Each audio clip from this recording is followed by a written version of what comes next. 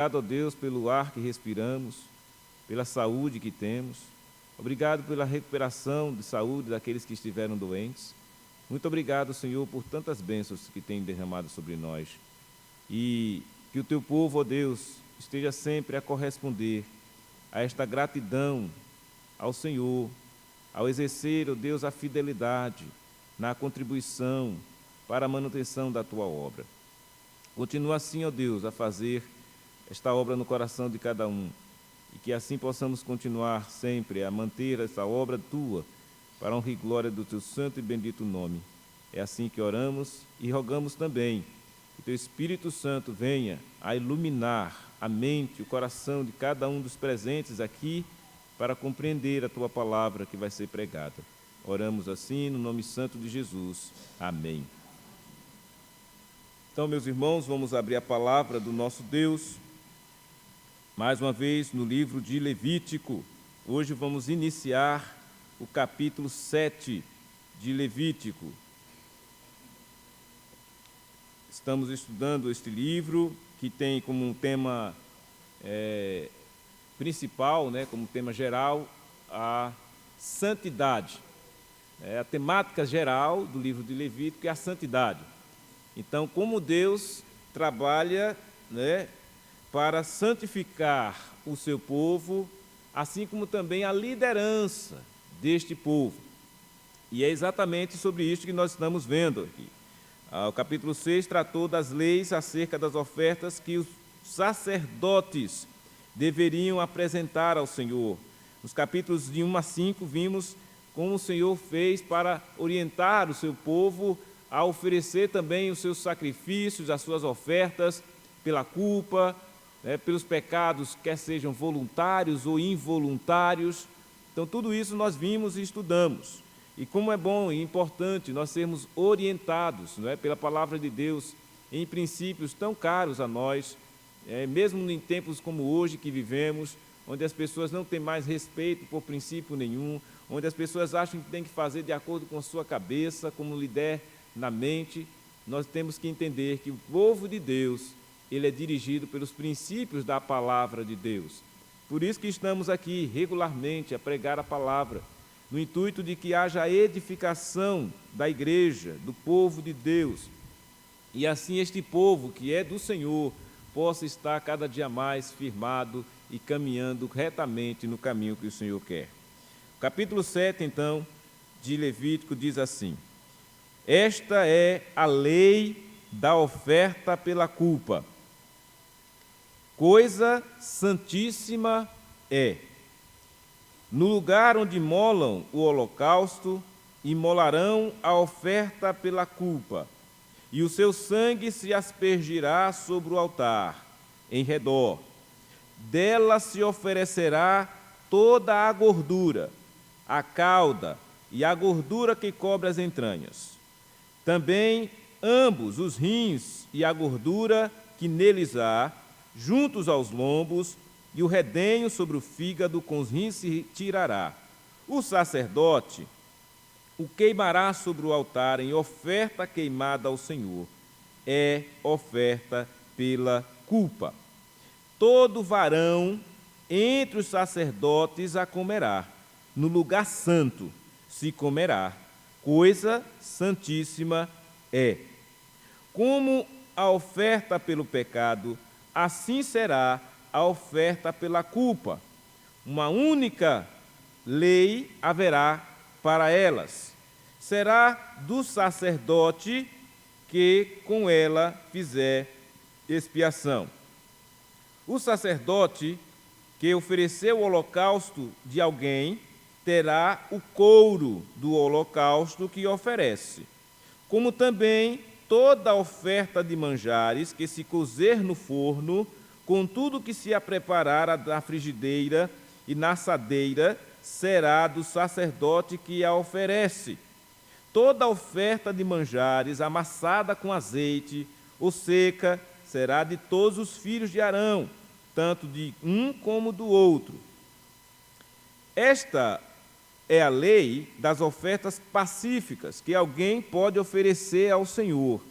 Se fizer por ação de graças, com a oferta de ação de graças, trará bolos asmos assados, amassados com azeite, obreiras asmas untadas com azeite e bolos de flor de farinha bem amassados com azeite.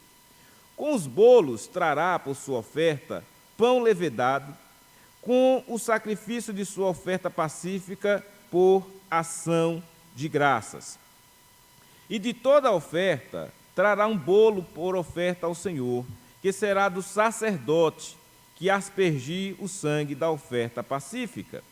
Mas a carne do sacrifício de ação de graças, da sua oferta pacífica, se comerá no dia do seu oferecimento. Nada se deixará dela até amanhã. E, se o sacrifício da sua oferta for voto ou oferta voluntária, no dia em que ofereceu o seu sacrifício, se comerá, e o que dele ficar também se comerá no dia seguinte. Porém, o que ainda restar da carne do sacrifício, ao terceiro dia será queimado. Se da carne do seu sacrifício pacífico se comer ao terceiro dia, aquele que a ofereceu não será aceito, nem lhe será atribuído o sacrifício, coisa abominável será, e a pessoa que dela comer levará a sua iniquidade. A carne que tocar alguma coisa imunda não se comerá, será queimada. Qualquer que estiver limpo comerá a carne do sacrifício. Porém, se alguma pessoa, tendo sobre si imundícia, comer a carne do sacrifício pacífico, que é do Senhor, será eliminada do seu povo. Se uma pessoa tocar alguma coisa imunda, como imundícia de homem, ou de gado imundo, ou de qualquer réptil imundo, e da carne do sacrifício pacífico, que é do Senhor, ela comer, será eliminada do seu povo. Então vejam, meus irmãos, não é? A riqueza de detalhes a respeito da lei das ofertas. A lei do Senhor acerca das ofertas. O Senhor está escrevendo, por meio de Moisés, mais uma vez Moisés é quem está falando aqui, recebendo do Senhor essa revelação a respeito da lei. E vejam que assuntos importantes e lições importantes nós podemos tirar daqui. A primeira coisa que vimos é que essa oferta oferecida pela culpa é coisa santíssima. Coisa santíssima, sacrossanta. Não devia se pensar em nem imaginar de fazer qualquer coisa que não levasse muito a sério aquela oferta que estava sendo oferecida, porque é coisa santíssima.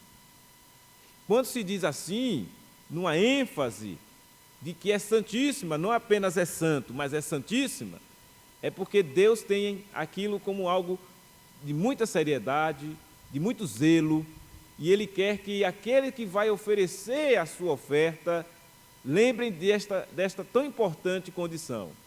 A coisa que está sendo oferecida é santíssima. A lei da oferta pela culpa é santíssima. A própria lei em si já é coisa santíssima, porque vem de Deus, o Deus que é santo. Então, não é algo para ser questionável, não é nada para ser relegado à negligência, não é algo para ser, digamos assim, esquecido, não. É coisa santíssima. Isso já chama a atenção para este momento em que vamos meditar nesta palavra. A coisa que vamos tratar é uma lei acerca de oferta pela culpa, e segundo as Escrituras, essa lei era coisa santíssima. E aí ele escreve os detalhes de como se deveria oferecer aquela oferta pela culpa. Elas deviam ser colocadas, imoladas o holocausto, no lugar onde imolam o holocausto. Vão imolar essa oferta pela culpa. E o sangue dessa oferta vai ser aspergido sobre o altar, em redor. Então o sacerdote recebia aquela oferta e o sangue daquela oferta, que certamente era colocado em uma espécie de bacia, ele pegava e aspergia ao redor do altar. Fazia isso porque era assim que o Senhor estava determinando que era para fazer, e tirava-se daquela oferta, né, toda a gordura, a cauda e a gordura que cobre as entranhas. Se oferecia toda essa gordura. A gordura ela é retirada porque ela era oferecida em aroma suave ao Senhor. Também os rins, né, as entranhas, o fígado, tudo isso era retirado do animal, que era imolado, e colocava sobre o holocausto, era queimado ali. O sacerdote, então, queimava sobre o altar, e essa oferta queimada sobre o altar era a oferta queimada ao Senhor. E era a oferta pela culpa. Então, veja, se era oferta pela culpa, quando você, então, oferecia e o sacerdote levava sobre o holocausto, do altar do holocausto, e oferecia aquele sacrifício, significava, então, que a sua culpa era retirada. A culpa de quem oferecia estava sendo retirada. E sempre apontava todo o sacrifício para esta condição que nós já sabemos. Olhe, todo pecado, ele vai exigir um sacrifício. E todo sacrifício vai haver derramamento de sangue. E todo aquele sangue, toda aquela oferta oferecida, ela era queimada diante do Senhor, para que assim a culpa fosse retirada. Guardem essa informação aí, que a gente vai precisar dela mais à frente. Depois o versículo 7 vai dizer, sim, aí o versículo 6 termina dizendo: todo varão entre os sacerdotes a comerá. Então vejam, aqui ele vai mostrar um aspecto interessante. De todas as ofertas ali oferecidas, esta daqui pela culpa, o sacerdote retirava a sua parte para se alimentar. Ele comia daquela oferta no lugar santo. Ele não podia dizer, olha, eu vou pegar essa oferta aqui, vou levar para casa e depois que eu terminar o culto, né, aqui o sacrifício, eu como. Não. Ele tinha que se alimentar naquele momento, naquela hora ali, no lugar santo se comia. E por que ela tinha que ser comida no lugar santo? Ele diz aí, coisa santíssima é. Então, quando se trata das coisas santíssimas, nas coisas que de fato Deus determinou que são santíssimas, os sacerdotes, eles não podiam nem sequer relaxar e dizer assim, olha, eu estou aqui ocupado com estas coisas, depois eu vou levar a minha marmita para casa, eu vou juntar aqui, nessa bacia aqui, as partes que eu vou comer, depois eu como. Não. Fazia parte do sacrifício que estava sendo oferecido até o alimentar-se do sacerdote. Ele tinha que comer ali mesmo, no lugar santo, aquela oferta que estava sendo oferecida pela culpa. Como a oferta pelo pecado, ele diz, assim também será a oferta pela culpa. Uma única lei haverá para elas. Então não precisava de duas leis, uma só já resolvia a questão. Será, aí 2 pontos, ele define, será do sacerdote que com ela fizer expiação. Aí então aqui você perceba que esse é um princípio que foi estabelecido por Deus lá em Levítico, que até hoje se permanece para o líder, para o sacerdote, no caso para o pastor. O pastor se alimenta do rebanho, do que o rebanho oferece, do que o rebanho dizima. O pastor, ele se alimenta disso. Por isso que o apóstolo Paulo, ele cita em Coríntios algo desta natureza. Ele diz, olha, o que é digno de se alimentar, o que emprega o evangelho, viva do evangelho. Né? Aqueles que ministram, os ministros devem viver do evangelho. Então, esse é o princípio do ministério integral. O pastor que é entregado no ministério integralmente, ele vive do evangelho. Ele vive de cuidar da igreja, do rebanho, das coisas da igreja, das coisas do Senhor. E por isso que eu tenho dificuldade, eu particularmente, né, de dividir o ministério pastoral com outras coisas. Ser pastor e outras coisas. Tem gente que consegue, né?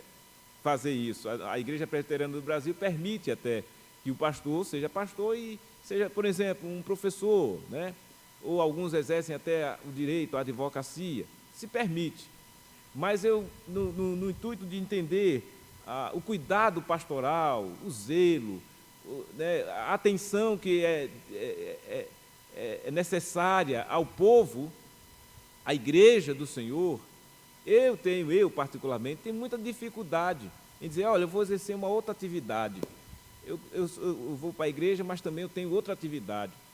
Isso gera uma série de problemas, né? Pode ser polêmico, alguém pode dizer que não, mas, ao meu ver, o ministério pastoral, ele é muito mais efetivo quando o pastor, de fato, dedica-se ao cuidar da igreja, da ovelha, do povo de Deus.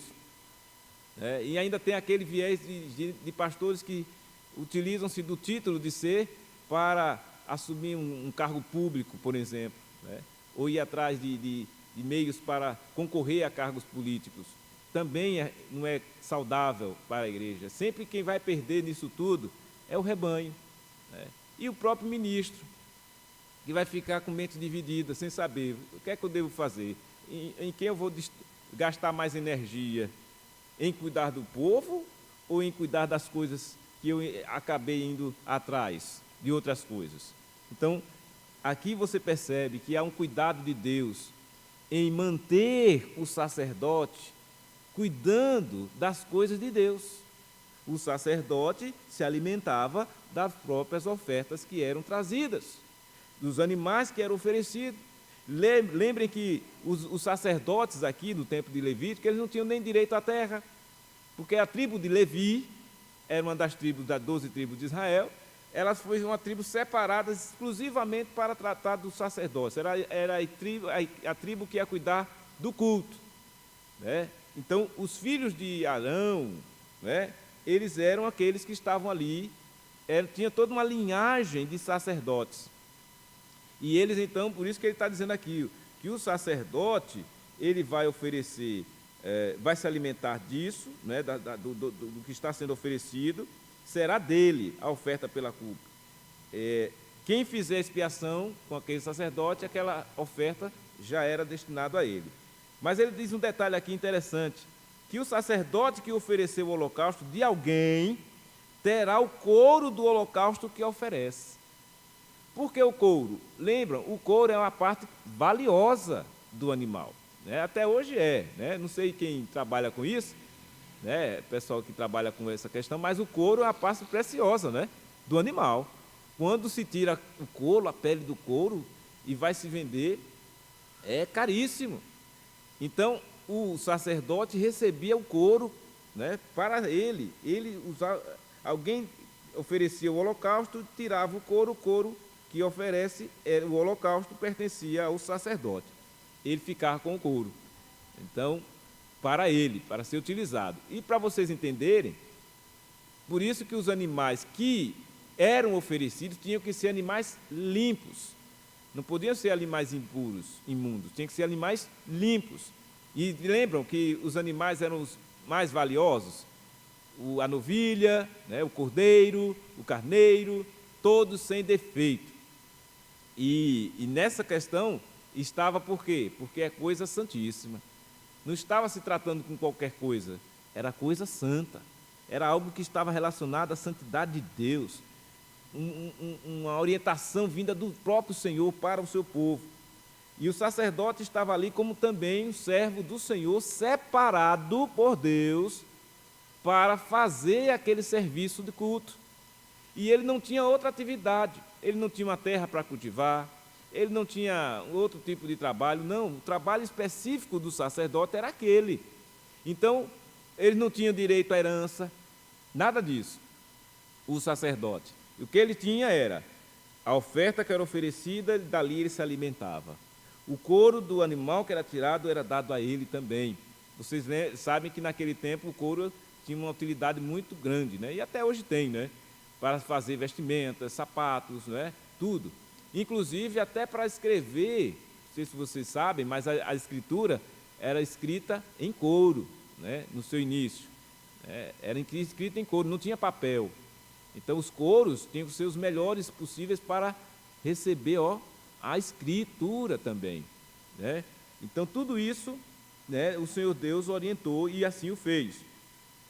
Como também toda oferta de manjares que se cozer no forno, com tudo que se preparar na frigideira e na assadeira, também será do sacerdote que a oferece.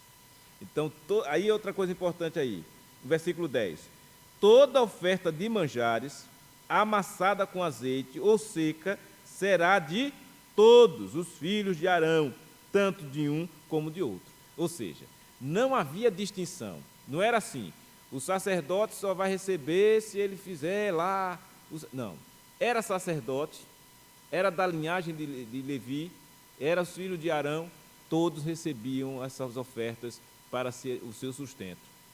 Então, isso era uma maneira de Deus mostrar que ele não colocava preferência em A e B, não. Era sacerdote, era ministro do Senhor, era servo de Deus, era para ser mantido. Era ser mantido pelas ofertas oferecidas, pelas ofertas de manjares, por tudo aquilo que vinha do povo para entregar ao sacerdote, dali ele tirava o seu sustento. Então esse é o princípio que até hoje se mantém, né, na igreja. Os ministros são mantidos e sustentados pelo povo, né, pela igreja do Senhor, né, de maneira muito simples, clara, objetiva, sem nenhum receio nem nada. O povo então se alegra e contribui e mantém a obra do Senhor sem nenhum constrangimento, até mesmo porque a palavra de Deus diz que deve ser assim mesmo, né? Contribua com alegria no coração, não por constrangimento, não pode ser nem com tristeza, não, contribua com alegria, porque você está mantendo o sacerdote, você está mantendo toda a estrutura, você está mantendo o serviço de culto ao Senhor. E é assim que tem sido ao longo de toda a trajetória da Igreja de Cristo, desde o Antigo Testamento, com essa lei aqui, firmada, orientada por Deus para o sacerdote, para o povo, né, seguir esta lei, e assim o povo tinha uma orientação de Deus, de como devia fazer para manter a santidade no povo, manter a espiritualidade do povo. Veja, o povo estava na trajetória da terra prometida. O templo deles era a tenda santuário, era o tabernáculo. E ali naquela tenda tabernáculo era o santuário, era o domicílio de Deus, naquele tempo. Ficava a tenda do santuário no meio das tribos ali, no centro das tribos, todas as tendas, né, as cabanas, as barracas dos povos ficavam voltadas para a tenda da congregação, né, a tenda do tabernáculo ficava bem no centro, e ao redor do tabernáculo estavam as tendas dos sacerdotes.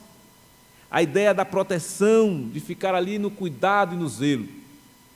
Isso era, visualmente, né, a gente podia projetar, talvez, para você visualizar como é que seria isso. Algumas Bíblias trazem de estudo essas figuras, né, do tabernáculo, de como eram as tendas, como é que funcionava aquele sistema ali.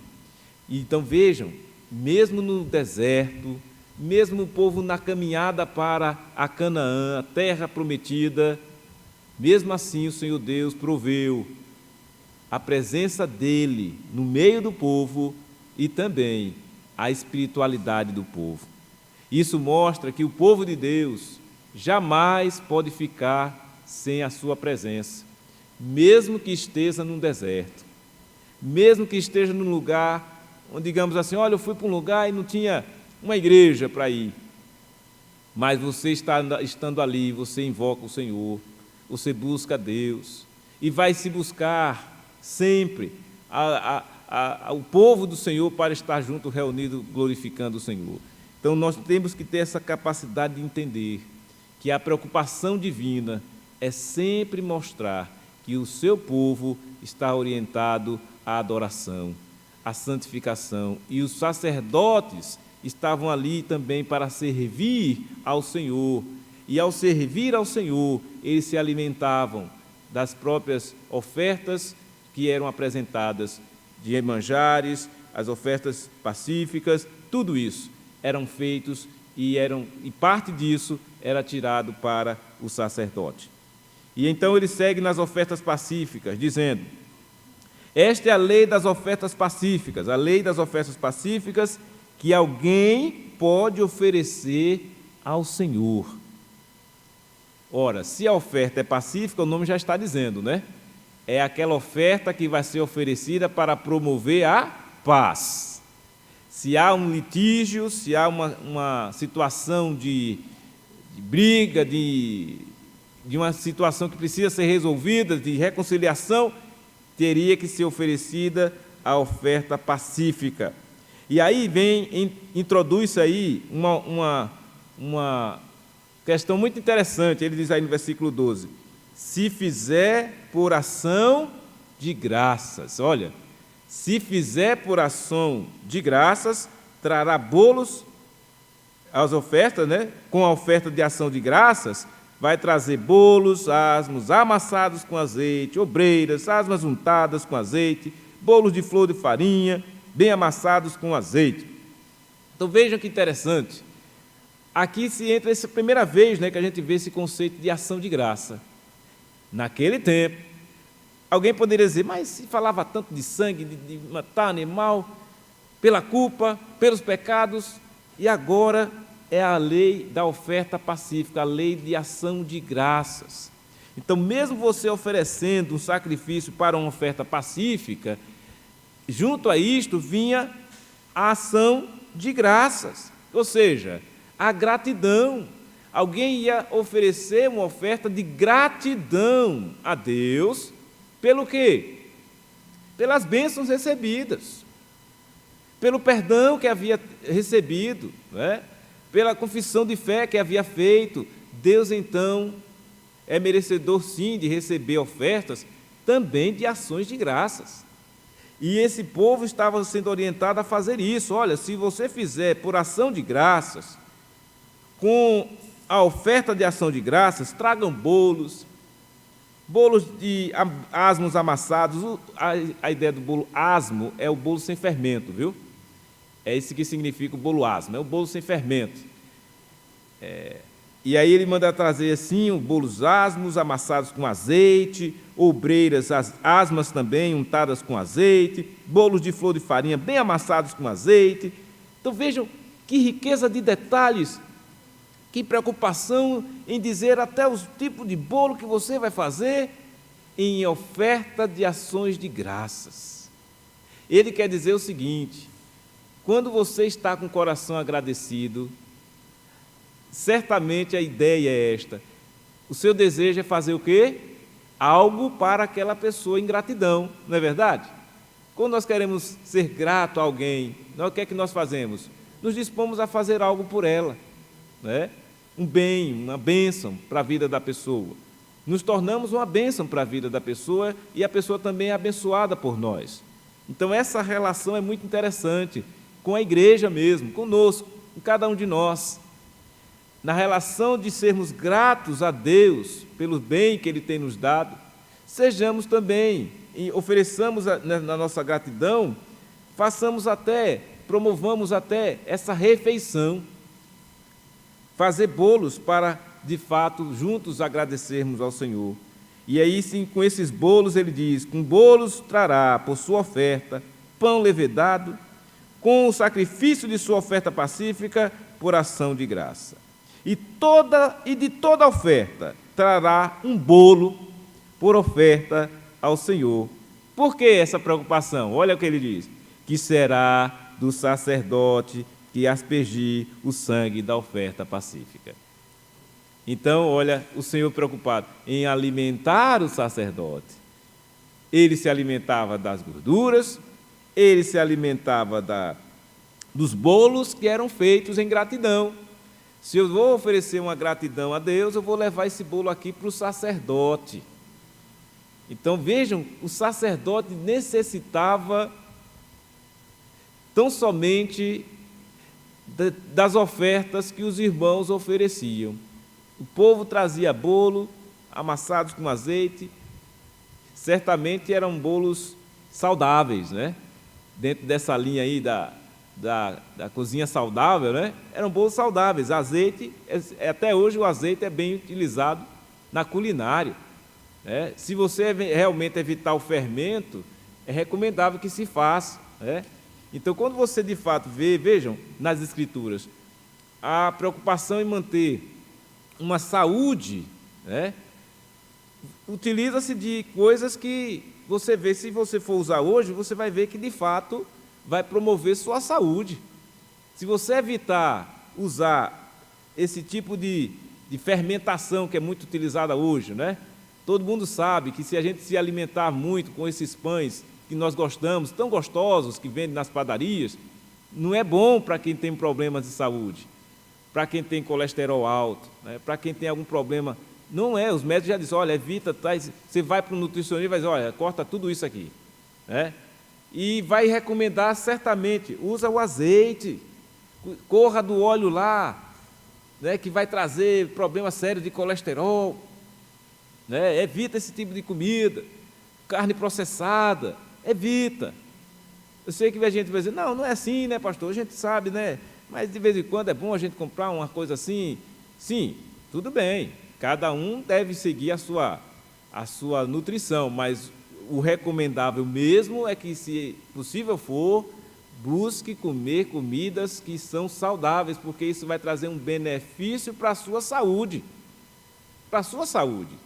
Então, vejam, o Senhor preocupava em que o povo fizesse bolos, mas ele já até dizia, como é que era esse bolo? Era de bolo asmos amassados com azeite.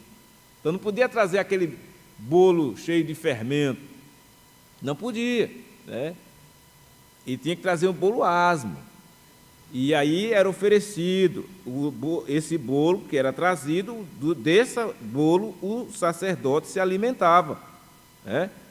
E ele diz aí, e de toda oferta trará um bolo por oferta ao Senhor, que será do sacerdote, que aspergia o sangue da oferta pacífica. Então, a princípio, era para o Senhor.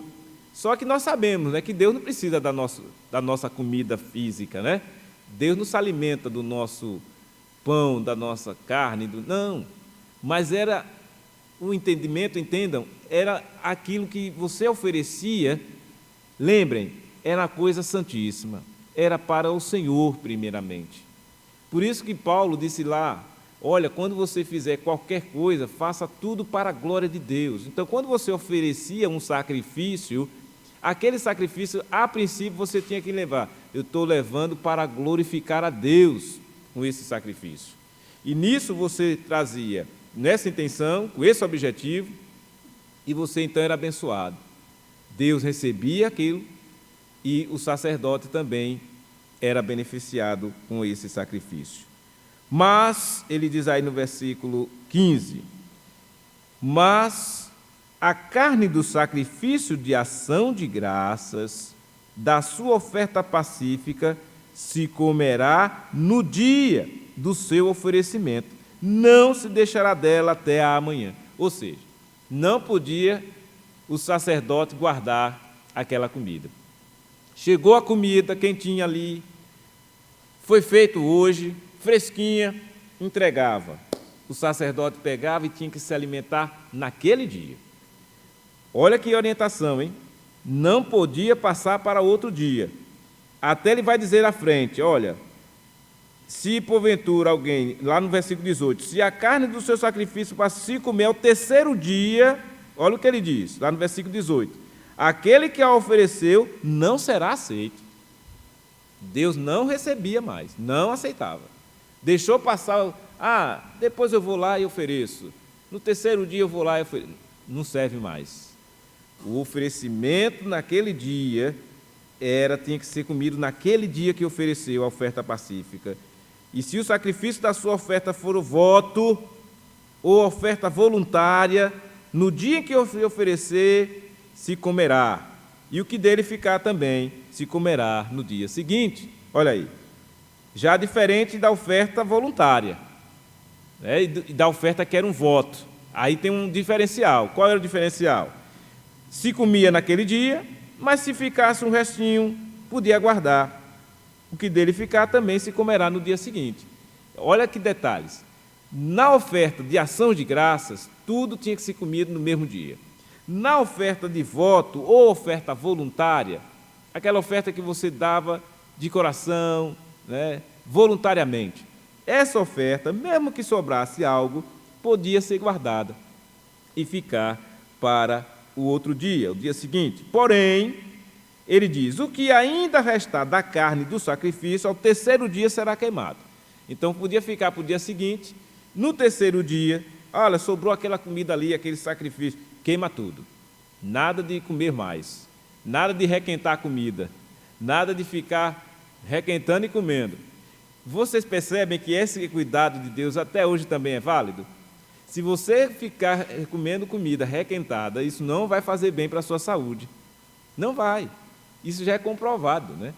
A comida requentada faz mal. Se você ficar comendo e requentando, faz mal. Veja que até esse cuidado já havia no tempo do sacrifício. Ao terceiro dia, se sobrou, descarta, será queimado. E se da carne do seu sacrifício pacífico, se comer ao terceiro dia, aquele não será aceito, nem lhe será atribuído o sacrifício, ou seja, é inválido, coisa abominável será, olha só, e a pessoa que dela comer levará a sua iniquidade. Olha que perigo, está vendo? Comer uma carne que não serve mais, um sacrifício que não servia mais para o Senhor, não era mais aceito, além de não ser aceito pelo Senhor, trazia sobre a pessoa uma abominação, uma maldição. A pessoa ia levar a sua iniquidade. Olha, que perigo, hein? É um perigo você estar negligenciando a obra de Cristo, a obra do Senhor, deixando para depois. Olha, depois eu vejo aí. O Senhor lembra aqui que não faça isso. Se o sacrifício é para aquele dia, é daquele dia.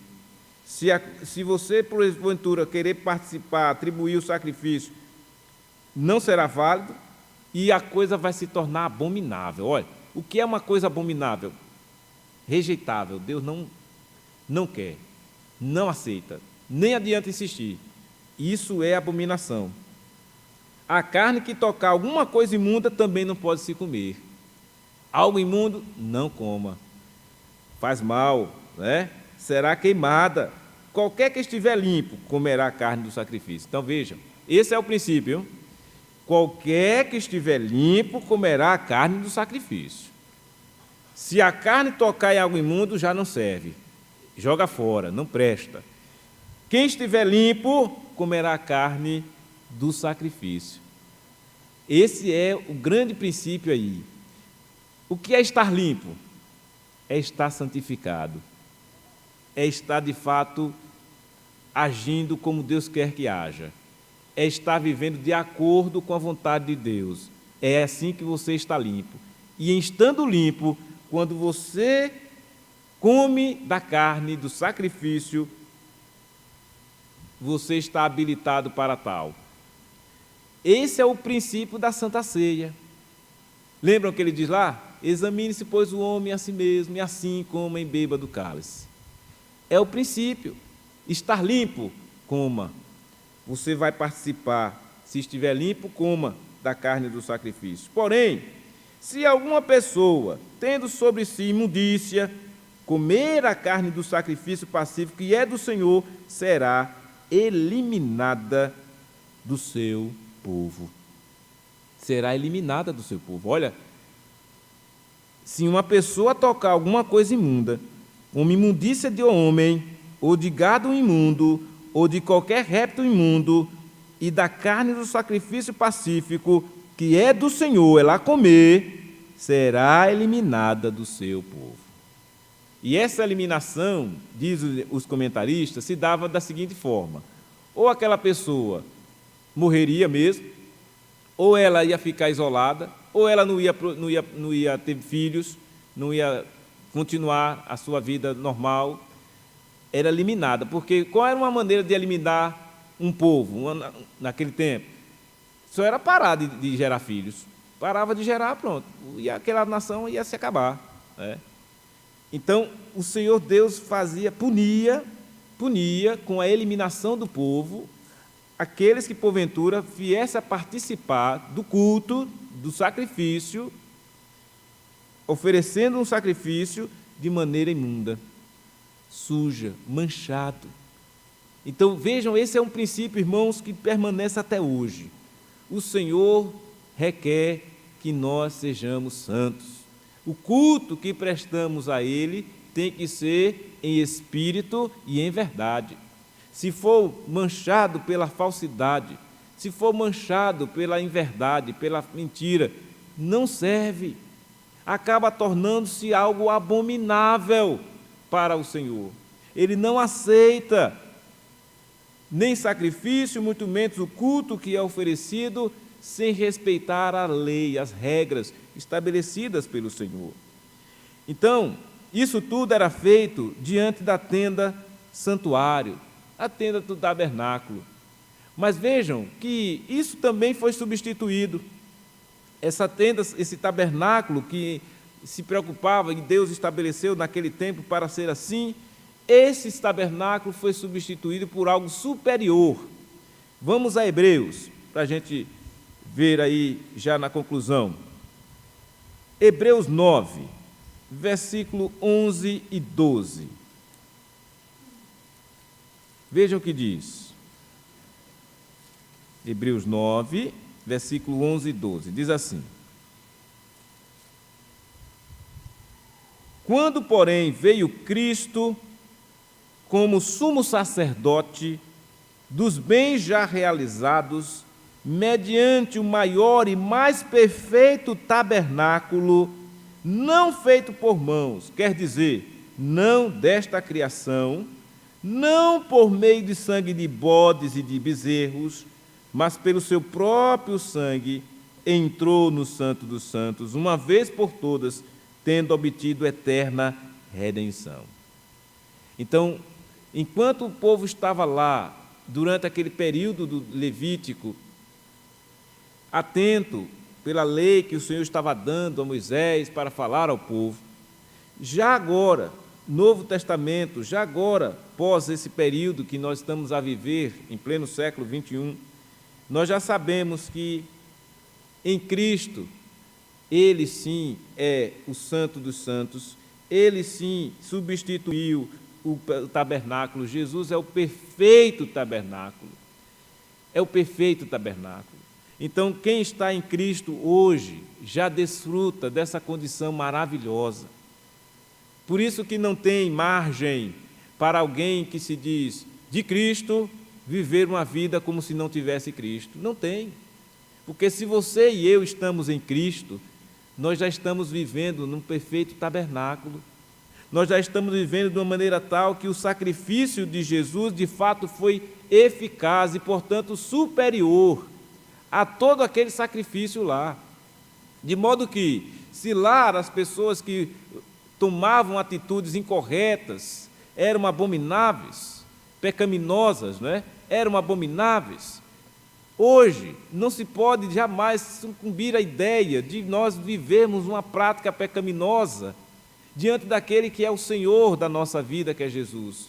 É inconcebível isso. Por quê? Porque seria como que dizer assim, olha, todo esse sacrifício de Jesus, toda esta obra de Cristo, de nada valeu para mim, para você, para que nós pudéssemos hoje desrespeitá-lo, para que nós pudéssemos hoje desconsiderá-lo e dizer, não, eu tenho a minha vida, vou viver como eu quero, e se sobrar um tempo, eu vou lá prestar uma adoração na igreja. Ou então dizer assim, olha, eu vivo minha vida, mas eu sei que Jesus é Deus, eu sei que Jesus é Senhor, é Salvador, eu só sei, mas eu não quero servir a Ele, eu não quero obedecer a Ele. Vai trazer consequência. Porque aí é como se tivesse a pessoa menosprezando essa obra de Cristo. É a mesma coisa que ele dizer aqui, olha, se alguém vai lá e é imundo, e toca algo que é imundo, e vai pregar nas coisas que é santo, é abominação. Então, se eu sou de Cristo, se nós somos santos, não podemos mais viver numa vida imunda, porque senão o que vai recair sobre nós é a abominação. É por isso que muita gente sofre as consequências exatamente disso. Mesmo gente dizendo assim: olha, mas eu sou crente, eu sou da igreja, eu sou de lá. Sim, mas você está seguindo a Jesus? Ou você está menosprezando o sacrifício de Jesus? Porque Jesus se sacrificou para a nossa salvação.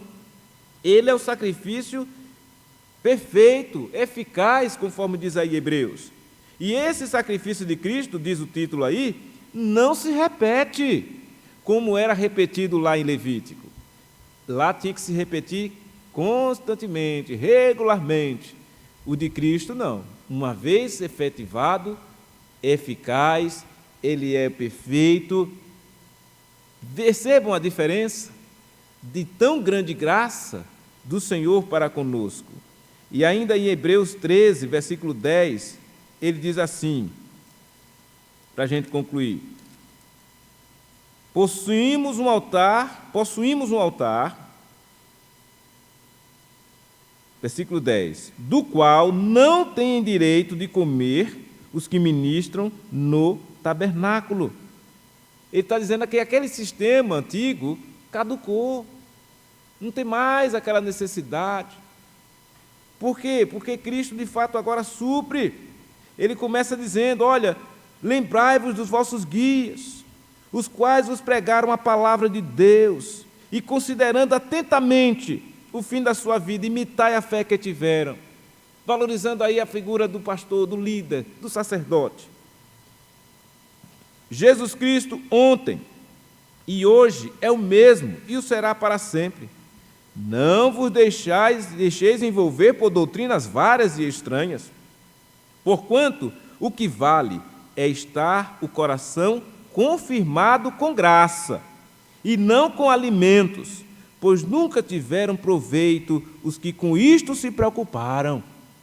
Possuímos um altar, do qual não tem direito de comer os que ministram no tabernáculo, pois aqueles animais cujo sangue é trazido para dentro do Santo dos Santos pelo sumo sacerdote, como oblação pelo pecado, têm o corpo queimado fora do acampamento. Então, Hebreus ele faz essa ponte em mostrar que tudo aquilo que era feito com a chegada de Cristo caducou, mas o princípio permanece. Que princípio? Lembre-se dos guias, os sacerdotes ainda serão mantidos pelo povo. O altar que tinha direito lá, agora tem um perfeito que é Jesus, não há mais necessidade daquilo, mas o princípio permanece. O ministro, o sacerdote do Senhor vai se alimentar do seu povo, vai continuar cuidando do povo, e o Senhor vai abençoando este povo. E este povo, em obediência à orientação que é dada pelo sacerdote, que prega a palavra, que aponta e que chama ao arrependimento, que chama a um viver santo, que diz: olha, atenção, como é que você está vivendo a sua vida? Olhem para Cristo, Jesus já fez a obra para a sua redenção e salvação, avisando para que as pessoas atentem. Os fiéis ouvem e dizem: é verdade, o Senhor seja louvado e glorificado, o Senhor Deus me proveu a salvação, então eu tenho que seguir a Ele com alegria em meu coração, fazer a sua obra, executar com alegria tudo aquilo que o Senhor tem feito por mim, e tudo aquilo que o Senhor pede que eu faça, em obediência à sua palavra. Essa deve ser a nossa postura, a nossa atitude, irmãos, diante dessa orientação bíblica de como se deve viver uma vida cristã, uma vida espiritual, como se deve respeitar aqueles que estão à direção da Igreja de Cristo, como se deve realmente manter essa consideração, o respeito. E ao fazer isto, você estará sendo abençoado pelo Senhor Deus, o Senhor da igreja, cujo cabeça é Ele, então somente Ele, e nós o seguimos. e nós olhamos firmemente para Ele, porque Ele, Jesus, é o autor e consumador da nossa fé. Então, que assim possamos, de fato, meus irmãos, entender qual deve ser a nossa conduta diariamente, em meio à vida que temos levado neste mundo, lá na sociedade, lá no seu trabalho, lá na escola, lá em casa, onde quer que você esteja. Se você já se sente e já entende que é um filho ou uma filha de Deus, lembrem que esses princípios do Senhor são para nós, não é para aqueles que não querem saber disso, não. As pessoas que não querem saber disso, elas vão continuar fazendo do jeito que estão fazendo, mas nós não, nós somos diferenciados, no sentido de que fomos tirados deste mundo para o Senhor. Coisa santíssima é o povo de Deus, coisa santíssima, Deus nos separou para Ele, então Ele tem esse zelo, esse cuidado por cada um de nós, e nós devemos corresponder a esta condição que Deus nos deu. Sejamos santos e vivamos em santidade, para o bem da nossa alma, para o bem do nosso ser. Que Deus nos abençoe. Pai Santo, nós louvamos o Teu nome e agradecemos ao Senhor pela bênção do Senhor ter nos dado a condição de sermos Teu povo, de estarmos reunidos aqui neste templo para adoração. E rogamos ao Senhor que, de fato, os princípios do Senhor estabelecidos na palavra do Senhor nos traga sempre, ó Deus, a uma vida santa, a uma vida que regada, que satisfaça a vontade do Senhor. Rogamos, ó Deus, que perdoes, se nós, porventura, não estivermos vivendo como Tu queres que vivamos. E nos ajude, Senhor, nesta caminhada. Somos dependentes de Ti, Senhor, porque só Tu és o Senhor Todo-Poderoso, o Criador dos céus e da terra, o sustentador de toda a sua criação. Por isso rogamos ao Senhor, quebranta corações, promove o arrependimento e a edificação do Teu povo que aqui congrega. É o que eu peço assim, ó Deus, no nome santo de Jesus, Senhor e Salvador nosso. Amém. Receber a bênção, irmãos. Que a graça do Senhor Jesus, o amor de Deus, o nosso Pai, e a comunhão do Divino Espírito Santo esteja sobre todos vós, sobre toda a igreja do Senhor Jesus, espalhada na face da terra, hoje e para todos sempre.